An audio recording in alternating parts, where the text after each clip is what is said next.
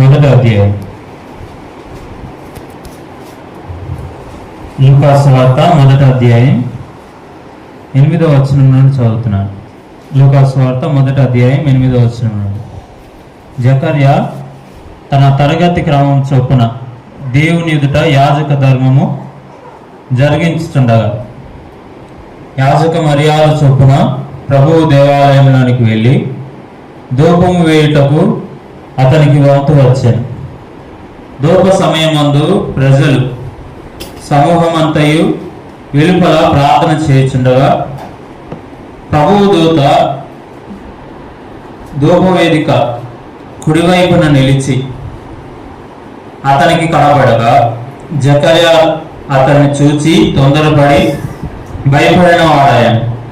అప్పుడు ఆ దూత అతనితో, జకర్యా, భయపడకము, నీ ప్రార్థన వినబడినది. నీ భార్య అయిన ఎలిజబెత్ నీకు కుమారుని కనును, అతనికి యోహాను అను పేరు పెట్టుదు. అతడు ప్రభువు దృష్టికి గొప్పవాడై ద్రాక్షరసమునైనను మద్యమునైనను త్రాగక తన తల్లి గర్భమున పుట్టినది మొదలుకొని పరిశుద్ధాత్మతో నిండుకొనిన వాడై ఇశ్రాయేలీయులలో అనేకులను ప్రభు అయిన వారి దేవుని వైపునకు త్రిప్పును. మరియు అతడు తండ్రుల హృదయములను పిల్లలు తప్పుకును, అవిధేయులను నీతిమంతుల జ్ఞానం అనుసరించుటకును త్రిప్పి ప్రభు కొరకు ఆయాత్తపడి ఉన్న ప్రజలను సిద్ధపరచుటకై ఏలియా యొక్క ఆత్మయు శక్తియు గలవాడై ఆయనకు ముందుగా వెళ్ళాను. గనుక నీవు సంతోషమును మహా ఆనందమును కలుగును. అతడు పుట్టినందున అనేకులు సంతోషించరు. చిన్నమాట ప్రార్థన చేద్దాం. పరిశుద్ధుడైన తండ్రి, కృపా కనికరం కలిగిన దేవా, మరోసారి మీకే స్తోత్రాలు. మీ వాక్యాలు మేము చదువుకున్నాం, అర్థమయ్యేటట్లు మా అందరితో మాట్లాడండి. మాకు కావాల్సిన సంగతులను అనుగ్రహించమని, సహాయం చేయమని, మీ లేఖనాల నుండి దేవా ఇంకెక్కువగా సంగతులన్నింటినీ మేము నేర్చుకోగలిగేటట్లు మీరే మాకు సహాయం చేయమని, వింటున్న వాళ్ళందరికీ క్షేమం కలిగేటట్లు, ప్రయోజనం కలిగేటట్లు, దేవా దిద్దుబాటు కలిగేటట్లు మీరే మాతో మాట్లాడి మా అందరికి సహాయం చేయమని వేడుకుంటూ మా ప్రభువు మా రక్షకుడైన యేసుక్రీస్తు పరిశుద్ధమైన నామంలో ప్రార్థించి అడిగి వేడుకుంటున్నాం తండ్రి, ఆమేన్. ఇక్కడ మనం చదువుకున్న వ్యక్తి ఎవరు అంటే మీ అందరికీ తెలుసు. ఎవరు చెప్పండి? జకర్యా.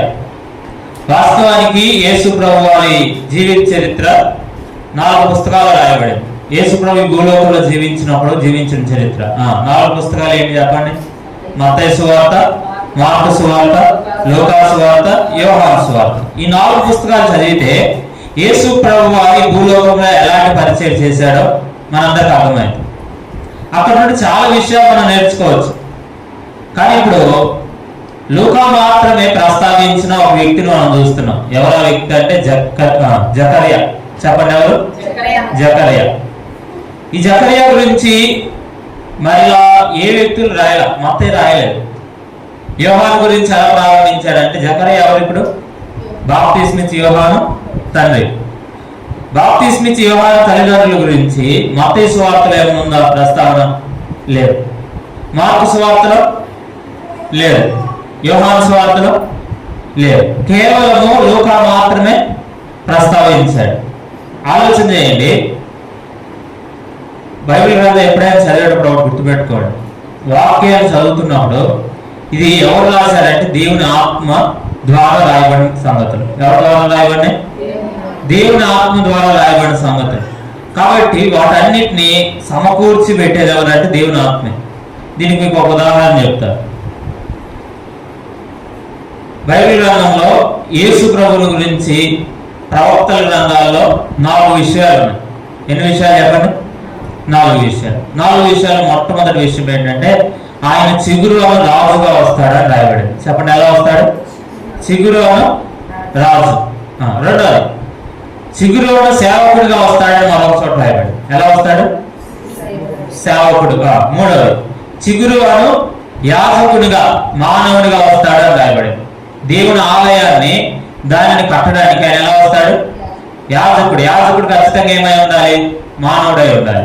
తర్వాత చిగురాను మహిమ దేవుడిగా వస్తానన్నాడు. ఇప్పుడు ఎన్ని మాటలు చెప్పాం? అంటే యేసు ప్రభువు గురించి ఇలా రాయబడింది. ఇశ్రాయేలీయులు ఎండిపోయిన మొద్దుగా ఉన్నప్పుడు దేవుడు ఇశ్రాయేలీయులు ఎన్నుకున్నాడు, కానీ వారు దేవుడికి దూరం అయిపోయినప్పుడు ఎలా అయ్యబడ్డారు? ఆ ఎండిపోయిన మొద్దుగా ఉన్నారు, కానీ ఇప్పుడు దేవుడు వాళ్ళకు ఒక నిరీక్షణ ఇస్తానన్నాడు, ఒక చిగురును ఉదయింపజేస్తానన్నాడు. ఆ చిగురు ఎవరు? ప్రభు అయిన యేసుక్రీస్తు. లూకా సువార్తలోనే లూకాని ఆ మాట జ్ఞాపకం చేస్తాడు. యేసు ప్రభు ఎవరంటే సుమయోను అనే వ్యక్తి. మళ్ళీ లోకానే రాస్తాడు సుమయోను గురించి, మరి ఏ వ్యక్తి రాయడు. ఏమంటాడంటే ఆయన అన్ని జనులకు వెలుగు, రక్షణగా ఉంటాడు. ఇశ్రాయేలీయులకు ఆయన అర్థం కాడు, వివాదాస్పదంగా కనపడతాడు. ఆయన సేవకుడు, ఆయన యాజకుడు, మానవుడు.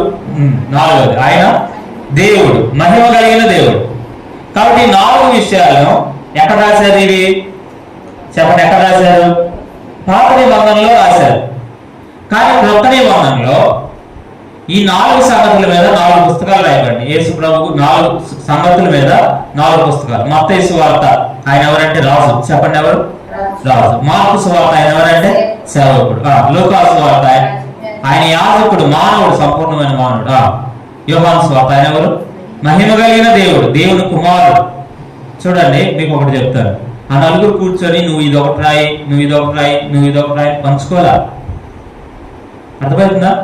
ప్రభు వారికి ఇచ్చిన ప్రత్యక్షతను బట్టి రాస్తే పాత నిబంధనలో ఉన్న ప్రవచనాలన్నిటి యొక్క నెరవేర్పును వారు 4 విషయాలుగా రాసేశారు. అంటే ఇది ఎవరి ప్రేరణ ద్వారా రాయబడింది? ఖచ్చితంగా దేవుని ప్రేరణ కాకపోతే అలా రాయగలరు ఎవరైనా? రాయలేదు. వాస్తవానికి చాలా పోలికలు పాత నిబంధనలు ఉన్నాయి. 4 జీవులు ఉన్నాయి. ఎన్ని జీవులు చెప్పండి? ఆ 4 జీవుల గురించి మాట్లాడుతున్నప్పుడు ప్రత్యక్ష గుడారంలో కూడా వాటి యొక్క బొమ్మలు గీయబడి ఉంటాయి. ఏంటి ఆ 4 అంటే? ఒకటి సింహం, చెప్పండి.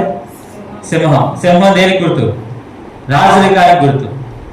అర్థమైతే మత్తయి సువార్తలో ఆయన ఎవరు? రాజు. యూదా గోత్రపు సింహం అంటే ఆయన ఎవరు? రాజు. రెండోది ఎద్దు అనే దాంతో పోల్చబడింది. ఎద్దు దేనికి గుర్తు? సేవకత్వం. పరిచర్య ఎక్కువ చేసేది ఏంటి చెప్పండి? పని ఎక్కువ చేసేది ఏంటి? కాటి దేని మీద మోపుతారు? భాగాలన్నీ ఎవరి మీద మోపుతారు? ఇప్పుడు చెప్పండి. యేసు ప్రభు ఈ భూలోకానికి వచ్చింది ఎందుకంటే మార్కు సువార్తలో చెప్పబడింది 10:45 మనుష్య కుమారుడు పరిచర్య చేయించుకోవడానికి రాలా, పరిచారము చేయడానికి, అనేకులకు ప్రతిగా విమోచన క్రయధనంగా అర్పించబడ్డానికి. అంటే ఇప్పుడు మన అందరి జీవితంలో ఒక పని చేయడానికి యేసు ప్రభు వచ్చాడు. కాబట్టి ఆయన అలసిపోని వాడిగా ఇప్పుడు ఎలా కనపడుతున్నాడు అంటే, ఇప్పుడు చెప్పండి, జీవులను పోలుస్తూ ఏమని చెప్పాడంటే ఆయన ఎవరు? సేవకుడు. సేవకుడిని ఏ జీవితో పోలుస్తాం? ఎద్దుతో పోలుస్తాం. కాబట్టి పాత నిబంధనలు ఈ పోలిక కూడా ఉన్నాయి. మా 3వ ముఖం ఎలాంటిదంటే మానవ రూపం అన్నాడు. చెప్పండి, ఏ రూపం? మానవ రూపం. అక్కడ చెప్పండి, మానవ రూపం అంటే ఏ గ్రంథం?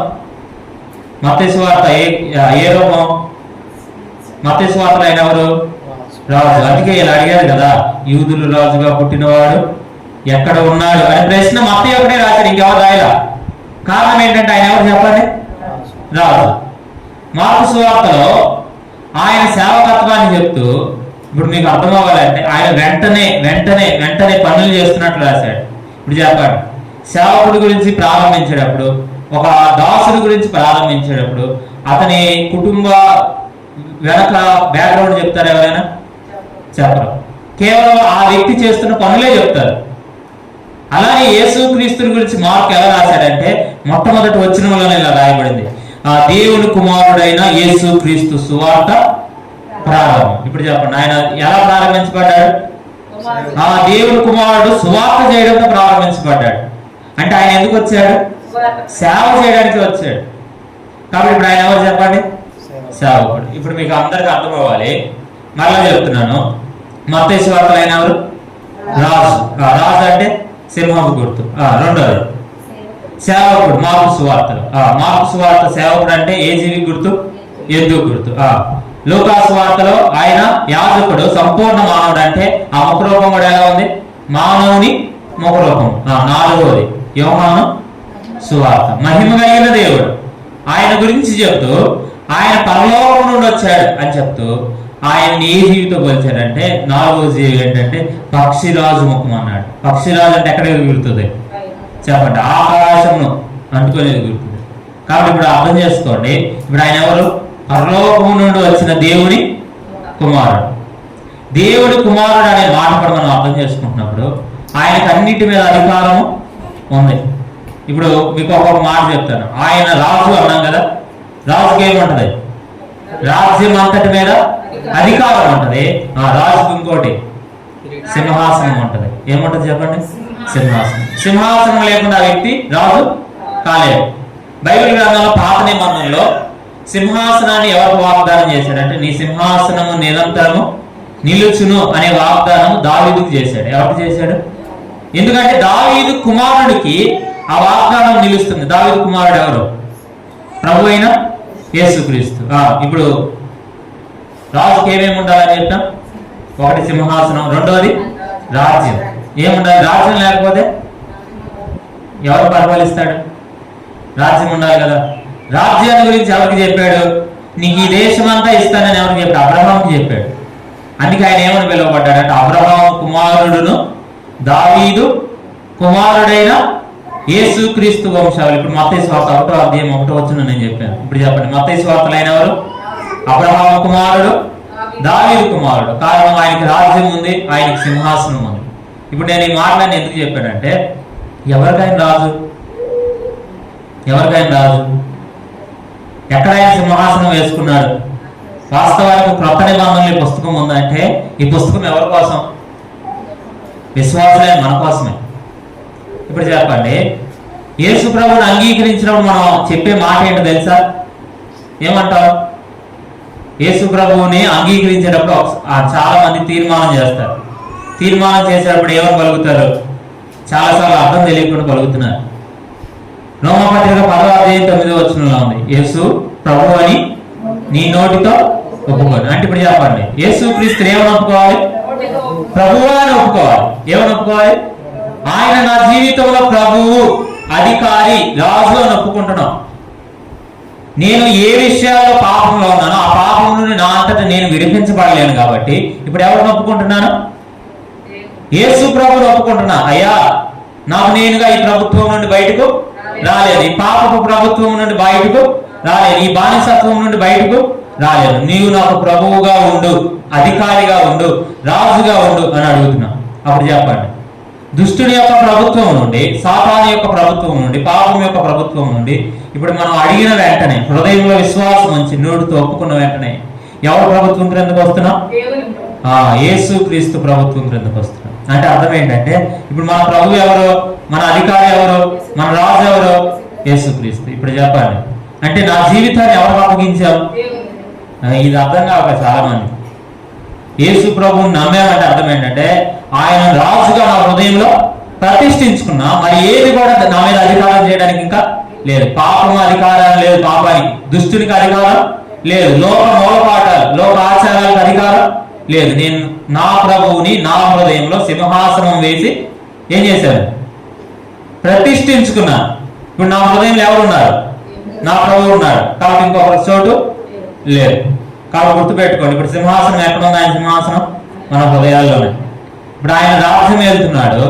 ఇప్పుడు ఆయన ఎక్కడ ఉంటే అక్కడ నెమ్మది ఉంటుందా? ఉండదా? ఉంటుంది. అందుకే మత్తయి సువార్తలో ఆయన ఇంకో మాట చెప్పాడు, హృదయం నాకు చోటు ఇచ్చినట్లే ఉండి బయటకేమో సరిగా ప్రవర్తించట్లేదు. అందుకే ఆయన ఏమన్నాడంటే, మీరు ఎందుకు బయట ఇలా ప్రవర్తించట్లేదంటే, బయట చాలా విషయాలు ఉన్నాయ్యా, ఇవన్నీ నాకు అవసరం, అవన్నీ నాకు కావాలి కదా అని అంటున్నారు కదా.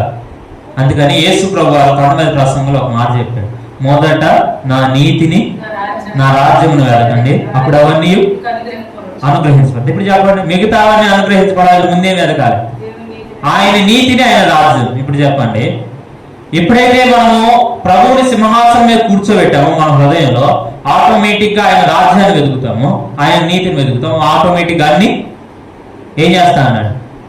చెప్పండి, ఇస్తా అన్నాడు. మన ఆలోచనలు ఎలా ఉంటాయి? మనం ఏమనుకుంటాం చెప్పండి? ముందు నాకు అన్ని ఇస్తే నేను అప్పుడు ప్రార్థనకు వస్తానయ్యా, అయ్యా నేను లోపల ఒక అనుకున్నాను, అది జరిగితే నేను బాప్తిసం తీసుకుంటాను. ఇది కాదు బాప్తిసం అంటే, ఇది కాదు ప్రభువు నమ్మడం అంటే. అలాంటి వాళ్ళు ఎప్పటికైనా వెనక్కి వెళ్ళిపోతారు. అర్థమవుతుందా నేను చెప్పిన మాట? నేను ఇప్పటికే చాలా మందిని ఎదుర్కొంటున్న సమస్య ఏంటంటే, ఒక ఆమె చెప్పింది మొంతపాడులోనే, యా, ఈ క్యాన్సర్ తగ్గితే మటుకు ఏంటి చెప్పండి, నేను దేవుణ్ణి అనుకుంటానయ్యా, బాప్తిజం తీసుకుంటానయ్యా అని.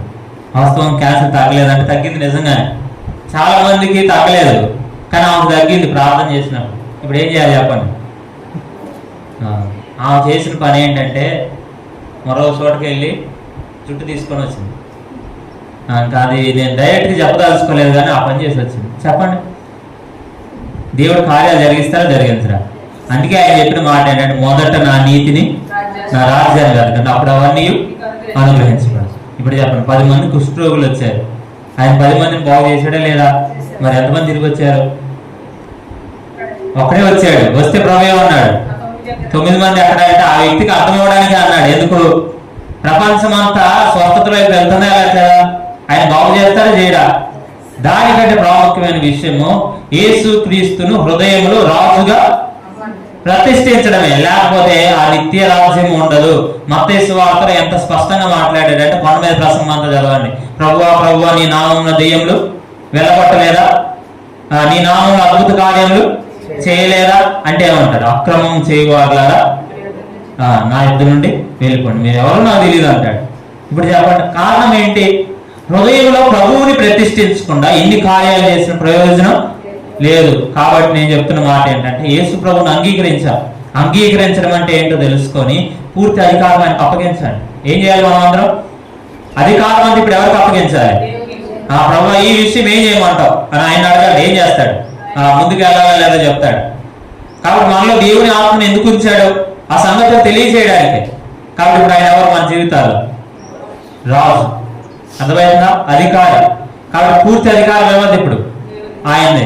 ఇప్పుడు బాధపడతారేమో, అయ్యో ఆయన మొత్తం అధికారాన్ని నేనేమో అని భయపడుతున్నారు అనుకోండి. లోబడితే నాకు ఏమైనా సమస్యలు ఎదురవుతాయి ఏమని భయపడుతున్నారు అనుకోండి. యేసు ప్రభు మత్తయి సువార్తలోనే 28వ అధ్యాయం 20వ వచనం చివరి వచనం, అంటే సువార్త ముగిస్తూ ఒక మాట చెప్పాడు మీ అందరి ధైర్యం కోసం. ఏమన్నాడంటే, ఇదిగో ఏమన్నాడు? యుగ సమాప్తి వరకు సదాకాలం మీతో కూడా ఉంటానని లేదు, ఉన్నాను అన్నాడు. అంటే అర్థం ఏంటి? మీతో పాటే ఉన్నాను, మీతోనే ఉంటాను, ఖచ్చితంగా మీకు ఇబ్బంది ఏమి కలగదు, నా వైపు చూసి నడవండి, నేను మీకు సహాయం చేస్తాను. గుర్తుపెట్టుకోండి, క్రైస్తవ జీవితం అంటే చాలా మంది ఇలా చెప్తున్నారు శ్రమలు ఉండవని. శ్రమలు ఉండవని ఎక్కడ ఉందో బైబిల్లో?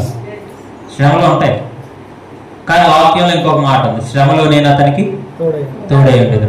ఇప్పుడు చెప్పండి, వ్యత్యాసం ఉందా లేదా? శ్రమలు అందరికీ ఉంటాయి, శ్రమలు లేని వాళ్ళు ఎవరు ఉండరు. కానీ ఆ శ్రమల్లో మనకున్న ధైర్యం ఏంటంటే, విశ్వాసులకు ఉన్న ధైర్యం ఏంటంటే, ప్రభు మనతో పాటు ఉన్నాడు. ఇది గుర్తుపెట్టుకోండి, ప్రభు ఎవరితో పాటు ఉన్నాడు? మనతో పాటు ఉన్నాడు. ఆయన నెమ్మది ఇవ్వగలడు, సమస్తాన్ని నెమ్మద పరచగలడు. చాలాసార్లు మనం ఈ పాట పాడతాం, కానీ దాన్ని హృదయపూర్వకం చాలా తక్కువ పాడుకుంటాం. నీ మాట చాలా అయ్యా అంటాం మనం.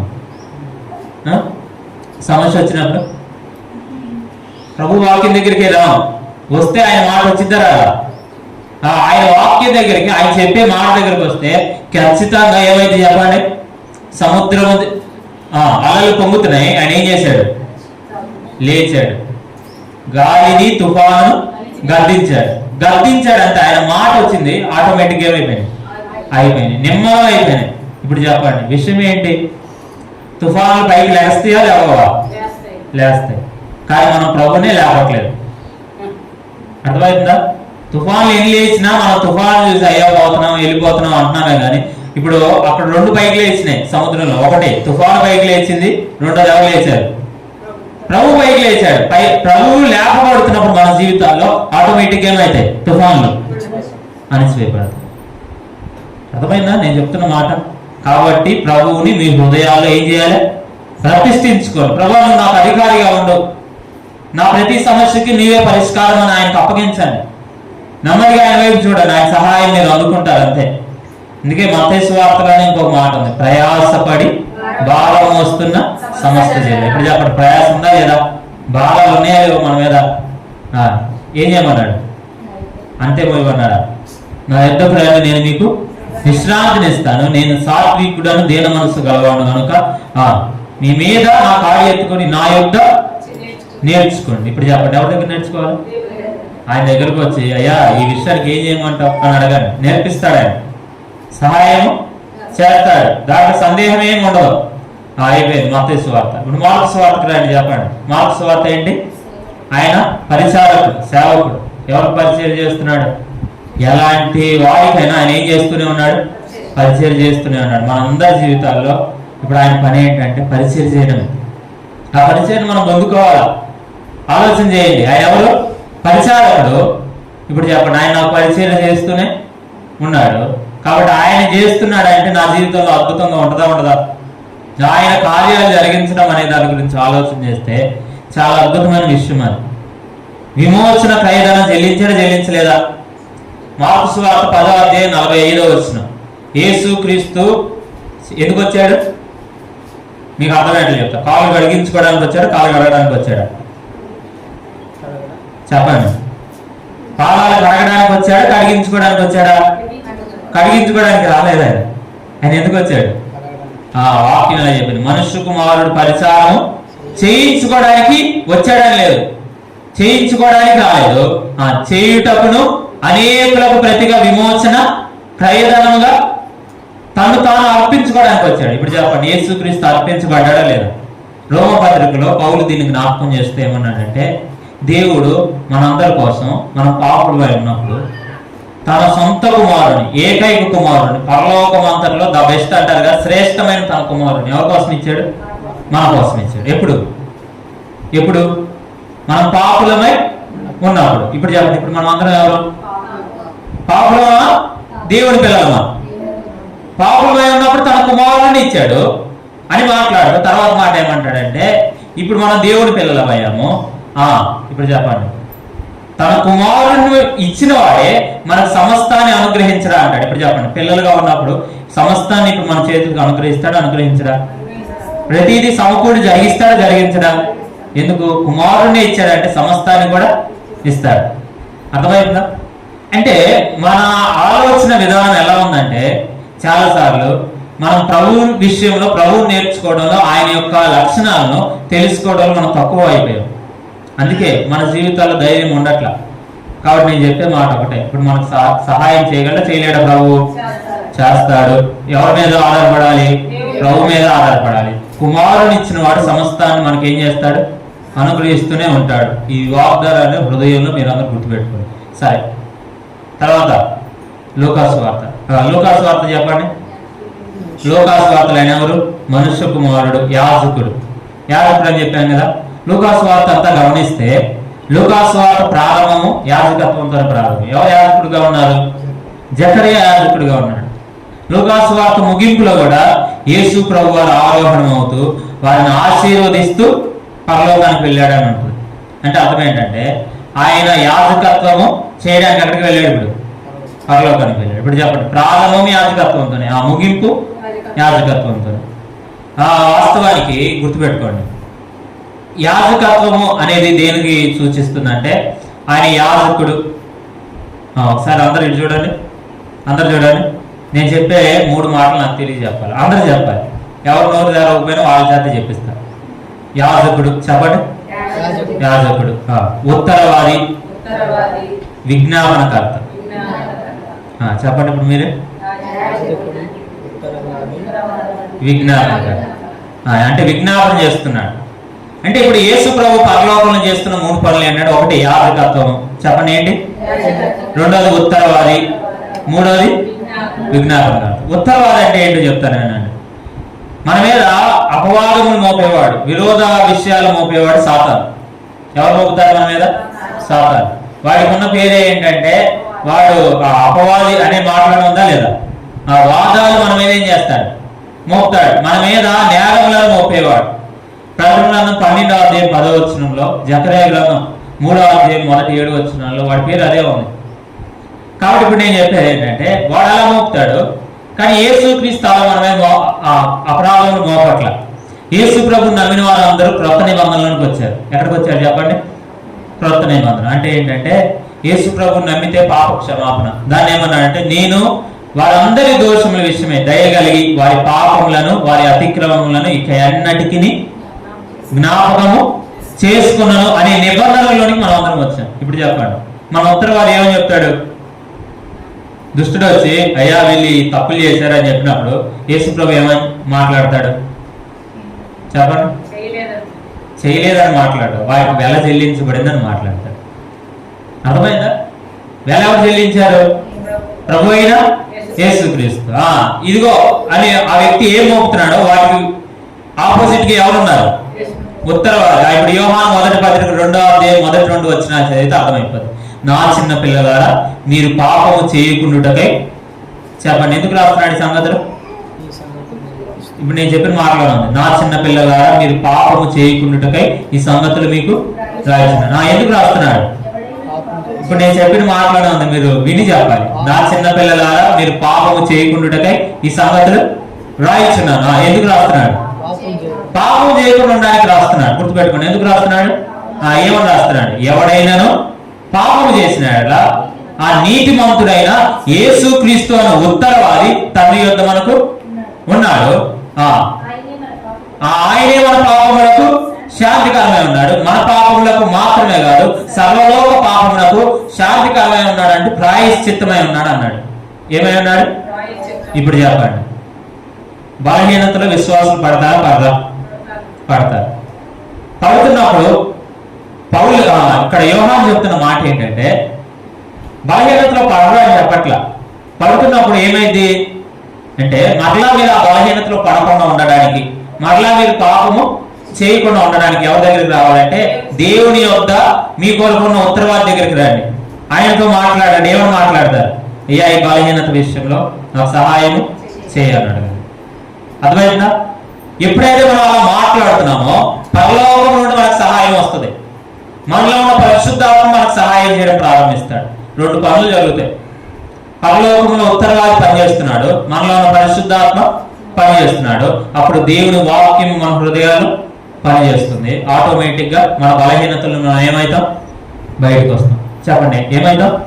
బయటకు వస్తాం. ఇప్పుడు చెప్పండి, ఉత్తరవాది పని ఏంటి? బలహీనతల్లో ఉంచడమా, బలహీనతలను బయటకు తీసుకురావడమా? ఇప్పుడు చెప్పండి. విశ్వాసంలో బలహీనతలు ఉన్నాయి కాబట్టి ప్రతిరోజు ఎవరి దగ్గరికి రావాలి? మన ఉత్తరవాది ప్రభు అయిన యేసుక్రీస్తు దగ్గరికి రావాలి. 2వ మాట చెప్తాను. 2వ ఆయన ఎవరు? విజ్ఞాపన చేస్తున్నాడు. చెప్పండి ఏం చేస్తున్నాడు? విజ్ఞాపన. ఇద్దరు విజ్ఞాపన చేస్తున్నారు. ఇక్కడ కూడా రోమపత్రికలు 2 ఉన్నారు. పరిశుద్ధాత్మ మన పక్షాన విజ్ఞాపన చేస్తున్నాడు. పరలోకంలో యేసుక్రీస్తు మన పక్షాన విజ్ఞాపన చేస్తున్నాడు. ఇప్పుడు యాజకత్వంలో ప్రాముఖ్యమైన మరొక పని ఏంటంటే ప్రార్థన చేయడం. చెప్పండి ఏంటి? ఇప్పుడు మనం అందరం ఏం చేయాలి? చెప్పాలి ఫాస్ట్గా. ఇదే చివరి మాట. చివరిగా చెప్పండి. మనం అందరం ఏం చేయాలి? ప్రార్థన చేయాలి. ప్రార్థన చేయాలన్న విషయం ఎంతమందికి తెలియదు?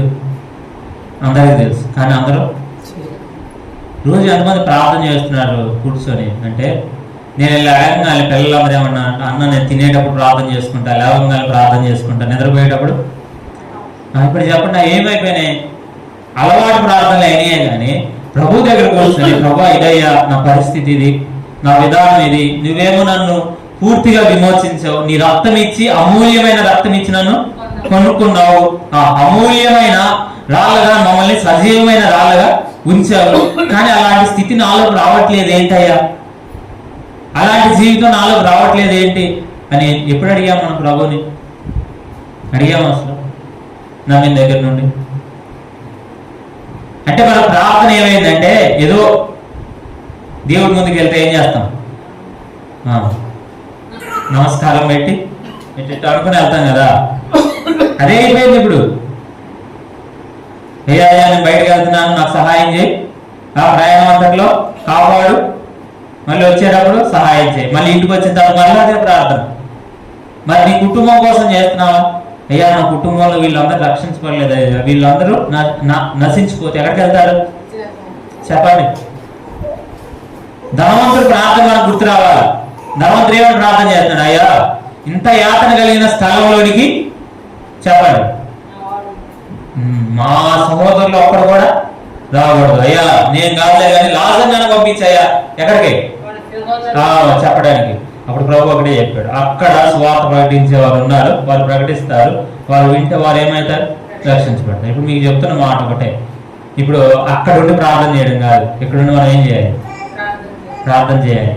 ప్రభా మా కుటుంబాల్లో ఇంకా చాలా మంది రక్షించబడాలి.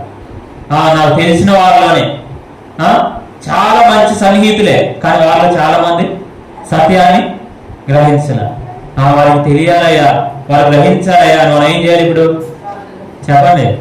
ప్రార్థన చేయాలి. ఇప్పుడు జకరియా ప్రార్థన చేయడానికి లోపలికి వెళ్ళాడు. దేవదూత బయటకు వచ్చి ఇలా చెప్పాడు, జకరియా నీ ప్రార్థనలు వినబడినాయి అన్నాడు. అంతే. ఇప్పుడు చెప్పండి, దేవుడు మనకు చెప్పాల్సిన మాట ఏంటి? మీ ప్రార్థనలు నాకు వినబడినాయి అని చెప్పాలి. ఇప్పుడు చెప్పండి, వాస్తవంగా జకరియా కంటే శ్రేష్టమైన నిబంధనలు మనం ఉన్నాం. మన కొరకు మనం ఇప్పుడు దేవుని ఏమని పిలవగలుగుతున్నాం అంటే తండ్రి అని పిలవగలుగుతున్నాం. చెప్పండి, ఏమని పిలవగలుగుతున్నాం? తండ్రి అని. లూకాసు వార్త 11వ అధ్యాయంలో యేసు ప్రభు వారు ప్రార్థన గురించి మాట్లాడు చాలా అద్భుతంగా 2 ఉపమానాలు చెప్పాడు. మనం ప్రార్థన చేసేటప్పుడు 2 విషయాలు గుర్తుపెట్టుకోవాలి. ఎవరిని అడుగుతున్నట్లు అడగాలంటే స్నేహితుడిని అడుగుతున్నట్లు అడగాలి. చెప్పండి, ఎలా అడగాలి? స్నేహితుడిని. యేసు ప్రభు ఏం చెప్పాడంటే, నాకు ఒక స్నేహితుడు ఉన్నాడు, ఆ స్నేహితుడు ఇంటికి వచ్చాడు. ఎక్కడికి వచ్చాడు? ఇంటికి వచ్చాడు. కానీ నా దగ్గర ఏమి లేవు, ఏం పెట్టడానికి లేవు. కాబట్టి నేను వెళ్ళి ఇంకొక స్నేహితుడి దగ్గరికి వెళ్ళి తలుపు కొట్టా రాత్రిపూట. అయ్యా, స్నేహితుడు వచ్చాడు, కొద్దిగా రొట్టెలు కావాలి, వాడు భోజనం పెట్టాలని అడిగితే నా పిల్లలు నిద్రపోతున్నాను, నువ్వు తొందర పెట్ట మాకు అంటున్నాడు. ఎవరు? ఆ స్నేహితుడు. ఇప్పుడు చెప్పండి, అరే అట్లా కాదా అని మాటికి తొందర పెడుతూ ఉంటే ఇప్పుడు ఏం చేస్తాడా ఆ స్నేహితుడు? ఏం చేస్తాడు? ఇస్తాడా? ఇవ్వడా? ఇస్తాడు. కాబట్టి ఆ మాట చెప్పిన తర్వాత ఈ మాట అన్నాడు, అడుగుడి మీకు ఇవ్వబడు, వెలుకుడి మీకు దొరుకుడు, తట్టుడి మీకు. ఇప్పుడు చెప్పండి, అనేకమైన ద్వారాలు తెరవబడకపోవడానికి కారణం ఏంటి? తట్టకపోవడమే. అయ్యా, నా కుటుంబంలో వీళ్ళు ఉన్నారు, వీళ్ళని ఎందుకు నా కోసం నాకు ఇవ్వవో? ఇచ్చేదాన్ని నేను కాదంటే ఏం చేస్తాడు? ఇస్తాడు. ఎవడా? పిల్లలు అడుగుతున్నప్పుడు, స్నేహితుడు అడుగుతున్నప్పుడు ఎలా ఇస్తాడో ఆయన అలా ఇస్తానని చెప్పాడు. అసలు ఆయన ఉపమానం చెప్తున్నప్పుడు చాలా నాకు ఆశ్చర్యం వేసింది. చాలాసార్లు మనం అడగట్లేదు, అర్థమైందా? కొన్నిసార్లు వీళ్ళ విషయంలో మనం ఏం చేయాలి అనే విషయాల్లో మనం ఎదగట్లేదు కూడా. అసలు అర్థమైందా?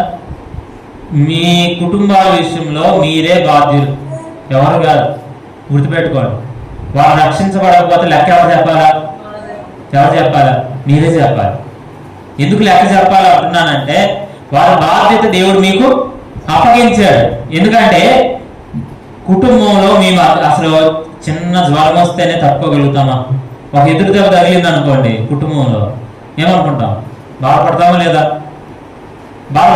చిన్న చిన్న యాక్సిడెంట్లు జరుగుతుంటే మనం ఏమవుతున్నాం? బాధపడతాం. మరి నిత్యం వాళ్ళ నరకాగ్నిగుండంలో ఉండడం ఇష్టమా మనకి? ఏం చేయాలి మరి చెప్పండి? ప్రార్థన చేయాలి. జానాస్క్ అనే వ్యక్తి ఇలా ప్రార్థన చేశాడు, ప్రభువా నా ఈ దేశాన్ని నాకు అనుగ్రహించాయా అని ప్రార్థన చేశాడు. స్కాట్లాండ్ దేశం. చెప్పండి, ఏ దేశం? స్కాట్లాండ్ దేశం. నాకు ఈ దేశాన్ని ఇచ్చేదాకా నేను నిన్ను విడిచిపెట్టను, నువ్వు ఇవ్వాలంతే అని ప్రతి ఉదయం లేచి సూర్యుడు ఉదయించక ముందే, ఆ దేశం మీద సూర్యుడు ఉదయించక ముందే మోకరించి గంటల తరబడి ప్రార్థన చేసేవాడు. ఇప్పుడు కూడా స్కాట్లాండ్ దేశం ఎలా ఉంటుందో తెలుసా? అనేకమైన మిషనరీలు ప్రపంచవ్యాప్తంగా పంపించబడుతున్నాయి. ఆనవులు కదిలించిద్దా లేదా? పరలోకానికి కదిలించిద్దా లేదా? అసలు యేసుప్రభు మత్తయి సువార్తలో ఏమన్నాడు? మీరు భూమి మీద దేని విప్పుతారో అది పరలోకమందు విప్పబడుతుంది, ఏది బంధిస్తారో అది పరలోకమందు కూడా బంధించబడుతుంది. ఇప్పుడు చెప్పండి, ఇప్పుడు ప్రార్థన చేయడం ద్వారా మనం ఏం చేయగలం? బంధించాల్సిన వాటిని బంధించగలం, విడుదల చేయవలసిన వాటిని విడుదల చేయగలం. కానీ మనం ఏం చేయట్లేదు, ప్రార్థనే చేయట్లా. అర్థమైందా? ప్రార్థన చేయడం అంటే ఒక అలవాటు అనుకోమాకండి. ప్రభుతో మాట్లాడడం. ప్రభు మనకి ఏం చేస్తాడు? ఖచ్చితంగా ప్రతి విషయాన్ని కదిలించేస్తాడు. ప్రతి పునాది ఏం చేయబడుతుంది అంటే కదిలించబడుతుంది. కాబట్టి నేను చెప్పే మాట ఒకటే, ఇది అసాధ్యమని దేని గురించి అనుకోమాకండి. పౌలు మార్చబడ్డా లేదా? మార్చబడ్డాడు. కారణం ఏంటి? పౌలు లాంటి వారే మార్చబడ్డారంటే మన కుటుంబాల్లో ఉన్న వారి పెద్ద సమస్య అని చెప్పండి కాదు. పౌలుకి ఏమంటాం దాన్ని? ఉద్యోగం ఏంది? యేసు ప్రభువుని నమ్మిన వాళ్ళని చెరసాల్లో వేయడం, చంపడమే పౌలు ఉద్యోగం. అట్లాంటి వాడే మార్చబడ్డాడంటే మన వాళ్ళు మార్చబడతారా లేదా? కానీ ఎందుకు మార్చబడట్లా చెప్పండి? విలియం కేరీ అనే భక్తుడు మన భారతదేశం కోసం ఆయన ఆ ఓడ ప్రయాణంలోనే భారతదేశం పటానాలు పెట్టుకొని దాని మీద పడిపోయి, అయ్యా ఈ భారతదేశాన్ని నాకు ఇవ్వయ్యా అని ప్రార్థన చేసి. ఇప్పుడు చెప్పండి, ఒకప్పుడు విశ్వాసులు అనేవాళ్ళు కనపడేవాడు కాదు భారతదేశంలో. ఇప్పుడు చెప్పండి, ఎలా కనపడుతున్నారు విశ్వాసులు? ఏ ఊర్లో అయినా మందిరాలు ఉన్నాయా లేవా? ఎవరి ప్రార్థన ఇది? ఎవరి ప్రార్థన? కాబట్టి నేను చెప్పేది ఒకటి, ప్రార్థన చేయడం అనేది మనందరికీ చాలా అవసరము. ప్రభు ఇలా సమాధానం ఇస్తాడు, నీ ప్రార్థనలు నాకు వినబడి అన్నాడు. చెప్పాను కదా, స్నేహితుడిని అడిగినట్లు ఇప్పుడు మనం ఏం చేయాలి? మాటి మాటికి అడుగుతూ ఉండండి, ఆయన ఇస్తాడు. తర్వాత రెండవది, తండ్రిని కుమారుడు ఎలా అడుగుతాడో అలా అడగమన్నాడు. లోకాసు వార్త 11వ అధ్యాయం. ఎలా అడగాలి చెప్పండి? ఎలా అడగాలి? తండ్రిని కుమారుడు ఎలా అడుగుతాడో అలా అడగాలి. కాబట్టి అలా అడిగినప్పుడు ఏమైంది చెప్పండి? ఆయన ఇస్తానన్నాడు. ఇప్పుడు చెప్పండి, ఇప్పుడు మీ పిల్లలు రొట్టెని అడిగితే ఏమిస్తారు? రొట్టె ఇస్తారు. రాయి ఇస్తారా? ఎవరు? ఇప్పుడు చేపను అడిగితే చేప ఇస్తారు. పాము ఇస్తారా? ఇప్పుడు చెప్పండి, గుడ్డు అడిగితే తేలిస్తారా? గుడ్డే ఇస్తారు. ఆయన మాట చెప్పేమన్నాడు తెలుసా, మీరు చెడ్డవారేయండి మీ పిల్లలకు మంచి ఇవ్వాలని అనుకుంటుంటే, మంచి బహుమానాలు ఇవ్వాలనుకుంటుంటే, మీ పరలోకపు తండ్రి అంతకంటే శ్రేష్టమైన వాటిని మీకు ఇవ్వడా? ఇస్తాడా? ఇవ్వడా? ఇస్తాడు. ఆయన ఇవ్వడానికి సిద్ధంగానే ఉన్నాడు. మనం ఏం చేయట్లేదు. అడిగితే అన్నాడా లేదా? ప్రతి మాటలో ఏముంది? రొట్టెను అడిగితే అన్నాడా లేదా? తర్వాత గుడ్డును అడిగితే అన్నాడా లేదా? చెప్పండి, చేపను అడిగితే అన్నాడా లేదా? అంటే అడిగితే ఏం చేస్తాడు? ఇస్తాడు.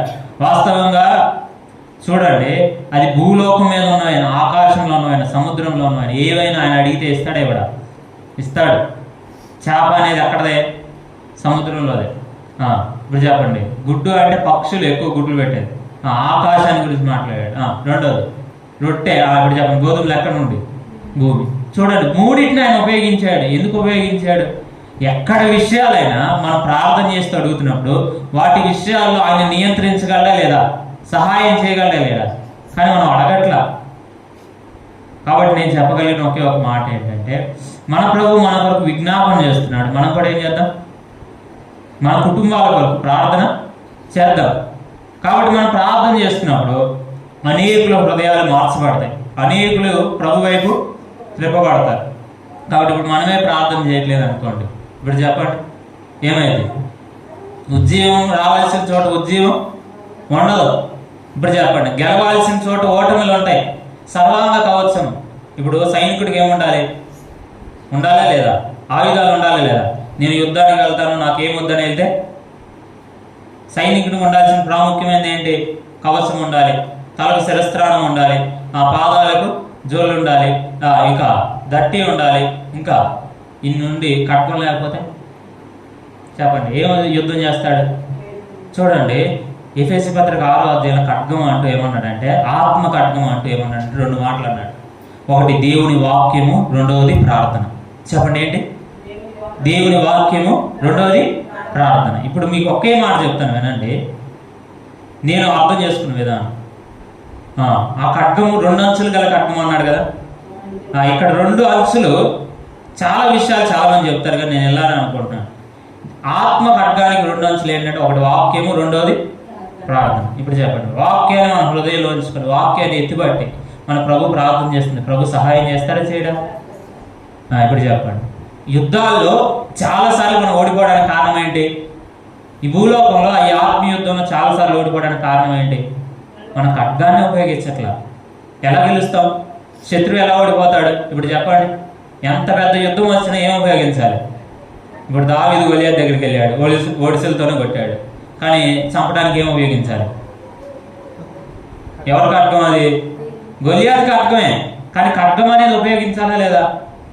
ఇప్పుడు చెప్పండి, ప్రార్థన లేదు, ప్రభు దగ్గరికి వచ్చి ప్రభు మాట్లాడే వాక్యం మన దగ్గర లేదు, ఎలా మనం జయించగలుగుతాం? కాబట్టి ఇలా ప్రార్థన చేయండి, ప్రభు నీ వాక్యం నన్ను విడిచి వెళ్ళకూడదు. రెండోది, నేను నీ పాదాలతో కూర్చొని ప్రతిదాన్ని అడగాలి, అంతే. బాప్తిస్మిచ్చి యోహాను గురించి తర్వాత లూకాసు వార్తలో రాయబడిన మాట ఏంటో తెలుసా? 4వ అధ్యాయం 3-4 అధ్యాయాల్లో ఇలా అన్నారు, వాక్యము అధికారులందరినీ 7 పేర్లు రాశాడు. ఆ కాలంలో ఉన్న అధికారులు మన భాషలో చదువుతాం. మన భాషలో చదివితే మన రాష్ట్రం గురించి మాట్లాడండి. మన రాష్ట్రంలో పెద్ద ఆయన ఎవరు? సీఎం గారు. తర్వాత దాని అంటే ఇంకా కొద్దిగా మాట్లాడాలంటే గవర్నర్ గారు.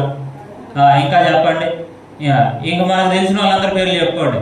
ఇంకా రాష్ట్ర స్థాయి నుంచి జిల్లా స్థాయికి రండి, జిల్లా స్థాయి నుండి మండల స్థాయికి రండి, మండల స్థాయి నుండి మన ఊరి స్థాయికి రండి. ఇప్పుడు చూడండి, వీళ్ళందరినీ దాటి వాక్యం ఎవరి దగ్గరికి వచ్చింది? యోహాను దగ్గరికి వచ్చింది. అక్కడ రాయబడిన మాట, అందరి పేర్లు ఎందుకు రాసావయ్యా అంటే చివరి ఇలా అన్నాడు, వీరందరినీ దాటి అరణ్యములో ఒంటరిగా ఉన్న యోహాను దగ్గరకు దేవుని వాక్యము వచ్చింది. అందుకే ఆయన పేరు ఏం పేరు తెలుసా? అతడు మండుచు ప్రకాశించుచున్న దీపం. చెప్పండి, వాక్యం ఎవరి దగ్గరికి వస్తుందో వాడి పేరు ఏం పేరు చెప్పండి? మండుచు ప్రకాశించుచున్న దీపం. ఒక ఉజ్జీవానికి కారణం వాళ్ళే. వాక్యం వస్తున్నప్పుడు ప్రార్థన ఆటోమేటిక్గా వస్తుంది. అప్పుడు వాళ్ళు ఏం ప్రకటిస్తారంటే, వాళ్ళు అనుభవిస్తున్న దాన్ని ప్రకటిస్తారు. ఏం ప్రకటించాడు తెలుసా? యోహాను మారు మనసు ప్రకటించాడు. ఏం ప్రకటించాడు? మారు మనసు, పశ్చాత్తాపం. చాలా మంది బాప్తిసాలు పొందడానికి వచ్చారు ఎవరి దగ్గరికి? యోహాను దగ్గరికి. సర్ప సంతానమా మీకు బుద్ధి చెప్పినవాడు ఎవరు అంటే ఇలా అన్నాడు, ఆ మారు మనసుకు తగిన ఫలము ఫలించండి అన్నాడు. ఎందుకన్నాడు? చాలా మంది మారు మనసులు లేకుండా ఏం తీసుకుంటున్నారు? బాప్తిసాలు తీసుకుంటున్నారు. పశ్చాత్తాపం అనేది ఉండాలి. ఇప్పుడు మనం ప్రభువుని నమ్మాం కదా, కానీ ప్రభువుని చివరిగా, అయ్యా ఈ విషయంలో నాకు సహాయం చేయి, ఇది నా బలహీనత అయ్యా, నన్ను కనికరించు, నాకు సహాయం చేయి అని ఎంతకాలం అయింది అడిగి? అసలు ఎప్పుడైనా అడిగామా? వినపడుతుందా ఎవరికైనా? చివరికి ఎన్ని రోజులు అవుతుంది మనం ప్రభువుని అడిగి, అయ్యా ఇది నా బలహీనత, నన్ను ఈ విషయంలో సరిచేసి నీ స్వారూప్యంలోకి నన్ను మార్చు, నీ వెలిచి నన్ను అనుకున్నావు కదా, నా పాపాలకి అన్నిటికీ జ్ఞాపకము చేసుకొని అన్నావు కదా, కానీ నీ రూపంలోనికి మారడానికి ఈ బలహీనతలు అడ్డొస్తున్నాయి, వీటిలో నాకు సహాయం చేయని ఎంతమంది అడిగారు? అడగాలి. ప్రభు ఏం చేస్తాడు? సహాయము చేస్తాడు. కాబట్టి మన ప్రార్థనలో ప్రభు దగ్గరికి వినబడుతున్నాయి. కాబట్టి వాటిని మనం శ్రద్ధగా ఆయన వింటున్నాడన్న దృష్టితో మనం ఏం చేయాలి? ప్రార్థన చేయాలి. అలాగ ప్రార్థన చేయనట్లు ప్రభు మనందరికీ సహాయం చేయను గాక. ఆమేన్. ఈ వీడియో మీకు నచ్చినట్లయితే లైక్ చేయండి మరియు షేర్ చేయండి. సబ్స్క్రైబ్ చేయడం మాత్రం మర్చిపోకండి. సబ్స్క్రైబ్ బటన్ పక్కనే ఉన్నటువంటి గంట సింబల్ కూడా మీరు నొక్కండి. అప్పుడు మాత్రమే మేము అప్లోడ్ చేసే ప్రతి కొత్త వీడియో నోటిఫికేషన్ ద్వారా మీకు అందుతుంది.